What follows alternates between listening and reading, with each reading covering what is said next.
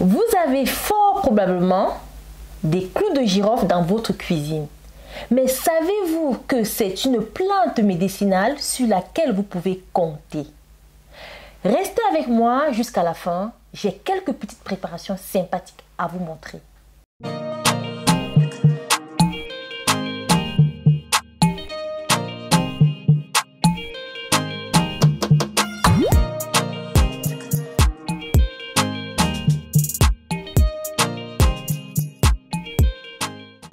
Bonjour à toi, bienvenue sur ma chaîne, moi c'est Thérence. Ici je te propose des remèdes oubliés à base de plantes pour prendre soin de toi. Si toi aussi tu es un adepte des plantes, alors deux choses à faire. La première, abonne-toi à ma chaîne en cliquant sur le bouton s'abonner en bas et à droite de la vidéo, puis active la cloche de notification afin d'être informé de l'apparition de mes prochaines vidéos. D'abord, je vous touche quelques mots sur sa provenance. Le clou de girofle provient d'un arbre de la famille des myrtacées qui s'appelle le giroflier. Il est cultivé dans de nombreux pays tropicaux. On récolte les bourgeons floraux qui ne sont pas épanouis, puis on les fait sécher. Quelles sont les propriétés des clous de girofle? Comme toutes les épices, il aura un effet réchauffant sur la digestion. Ceci est très utile si vous avez une digestion lente qui stagne, une digestion froide en quelque sorte. Si vous avez une digestion particulièrement difficile, vous pouvez tout simplement vous préparer une petite tisane digestive avec par exemple une pincée de feuilles de citronnelle, 3 clous de girofle et n'oubliez pas de couvrir votre tasse pendant l'infusion.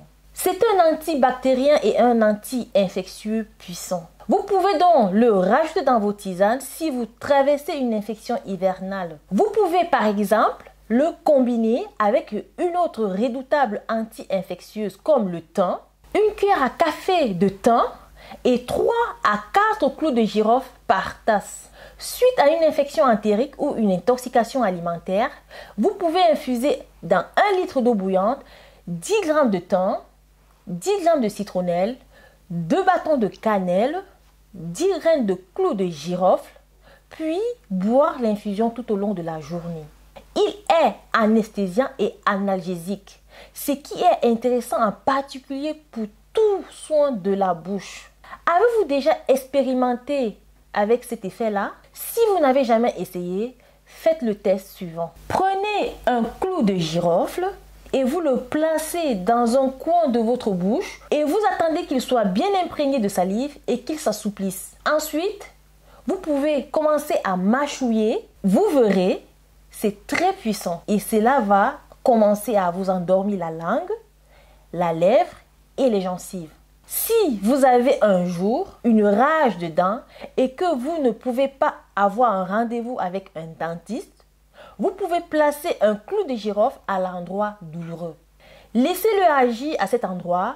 Au bout d'un moment, il se peut que ça devienne un peu trop fort. Il faudra donc le recracher, puis appliquer à nouveau un clou un peu plus tard. Voici 2 préparations à base de clous de girofle que vous pouvez faire chez vous.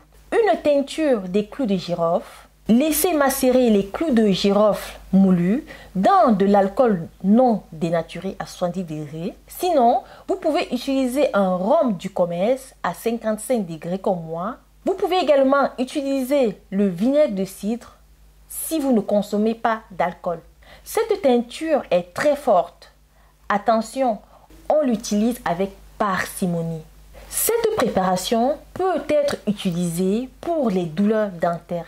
Trempez tout simplement votre doigt dans la teinture et massez l'endroit où cela fait mal au niveau de la gencive. Vous pouvez également faire un macérat huileux des clous. Recouvrez simplement les clous de girofle moulus d'huile d'olive et laissez macérer pendant 4 semaines. Utilisez également ce macérat pour masser les tempes en cas de maux de tête ou en période de fatigue. Vous pouvez également utiliser ce macérat pour les problèmes d'acné car il est antibactérien et l'acné est en partie provoqué par des bactéries. Comme précaution, il est à éviter si vous êtes enceinte ou si vous allaitez.